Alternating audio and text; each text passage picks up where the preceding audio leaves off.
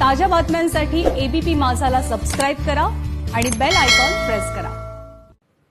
पश्चिम बंगालमध्ये भाजप कार्यकर्त्यांना मारहाण झालेली आहे अशी बातमी येते। बर्धमान जिल्ह्यात सुरू असलेल्या संपर्क अभियानादरम्यान मारहाण झाल्याचा आरोप तृणमूल काँग्रेसवरती या भाजप कार्यकर्त्यांनी केला आहे। 7 जण यात गंभीर जखमी झाल्याची सुद्धा माहिती आहे। सध्या पश्चिम बंगालमध्ये निवडणुका होऊ घातलेल्या आहेत आणि त्या पार्श्वभूमीवरती गेल्या काही महिन्यांपासून वादावादीचे प्रकार घडत आहेत।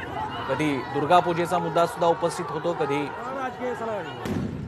तृणमूल आणि भाजप कार्यकर्त्यांचा वाद समोर येतो। अशाच प्रकारचा आरोप आता पुन्हा एकदा झाला। प्रशांत कदम आपले दिल्लीतले प्रतिनिधी अधिक माहिती देत आहेत। प्रशांत, प्रसन्न खरतर अशा पद्धतीचा राजकीय हिंसाचार हा पश्चिम बंगालमध्ये सातत्याने चर्चेत असलेला मुद्दा आहे।